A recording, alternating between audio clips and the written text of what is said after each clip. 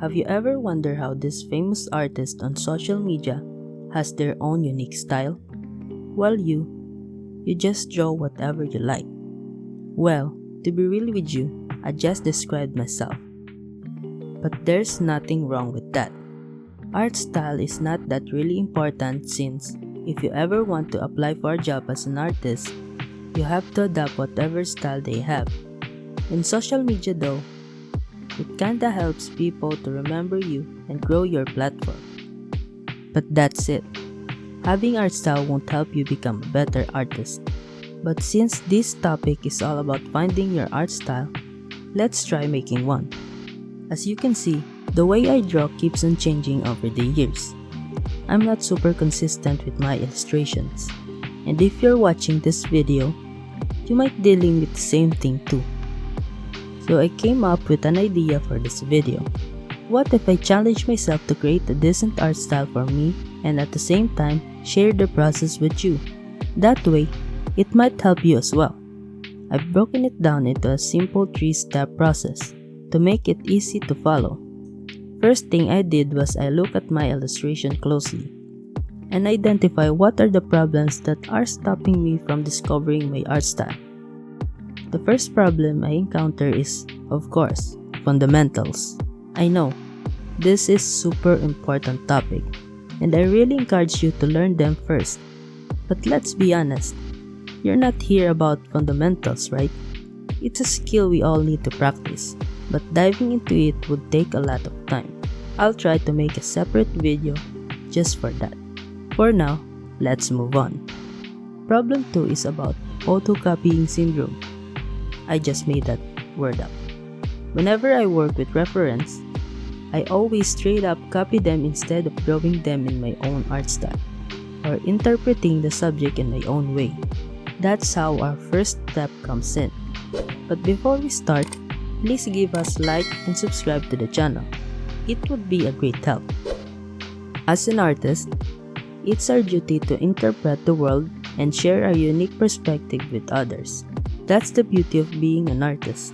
We're not bound by the limits of reality. Instead, we can reimagine what we see, express emotion, and create something uniquely our own, offering others a glimpse into how we see the world. So, instead of just copying your reference materials 1:1, you can try developing your own taste or preferences first of what's good and what's bad. You can do this by simply copying your favorite artist. If you want to have your own art style, I encourage you to start copying your favorite artist. As simple as that. But you have to do it in the right way.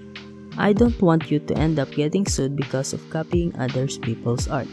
To do this, I want you to list down artists that you really like, then choose 3 to 5 of their best illustrations. On every artist on your list, try to identify what are the things that make you like their art.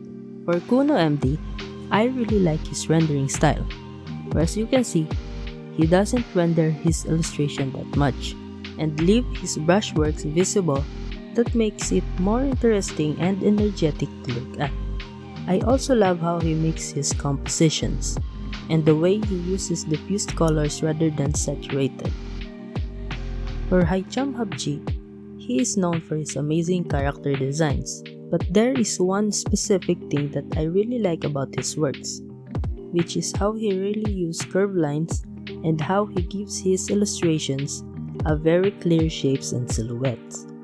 For Samdoesart, I really love how he makes his dramatic lighting and compositions. He really conveys the mood he wanted to portray on every painting he makes. There are a bunch more artists that I really wanted to include on this list, but let's focus on these 3 for now. Now that you already have a solid idea on your preference, it's time to move on to the second step, which is... Here's where the fun parts begins. You can start by making a mood board containing sample of their best works that will serve as your inspirations. You can also highlight the things that you wanted on their style by taking screenshot of the specific parts you want to mimic. For the sake of this tutorial, we will skip the ideation phase where we have to make a story, thumbnail, and explore different composition to have a solid idea for a drawing. For this video, we're gonna simply use a much easier method using Pinterest. On Pinterest, you can simply search for. Here you'll see a bunch of great images we can use for this study that already has a good lighting, composition, and perspective, since the main goal of this study is finding your style. But if you want to learn how to create an illustration from scratch, comment down below so I could make a separate video for that. Now that we have both mood boards and main reference ready, we can now work on the illustration. Since my art keeps changing from anime style to rendered illustrations, as you can see on my works, I decided to combine these two and come up with a style similar to Kuno or KunoMD. Since he is so good at this and I really look up to his works, his work would be the main baseline of my style. I really like rendering, but I do not want to spend so much time doing it. For example, this illustration took me 3 days to finish rendering, and it's not very practical. I could have studied, make another illustration, or touch grass within those 3 days. I start the process by making a simple sketch based on the reference we've got from Pinterest earlier. I mainly focus on the overall gesture and form of the pose. After that, I started putting the necessary things to make the character, like her hair and clothes. This would also be my main line art since it would be unnecessary to make super clean and polished line art because it will just be covered later when we render. You'll see what I'm saying later on the process. Also at this stage where I applied the techniques that I've learned from Hicham Habchi, I make sure the lines, shapes, and silhouette of the character are simple and clear. At this part, I started putting the background and the base color of the character, and started rendering. This time, I was making sure to at least capture the techniques of Kuno, where he rendered the most on the focal point and leave brush marks visible that gives his work a painterly look, and Samdoesart technique of making a dramatic scene by using lighting.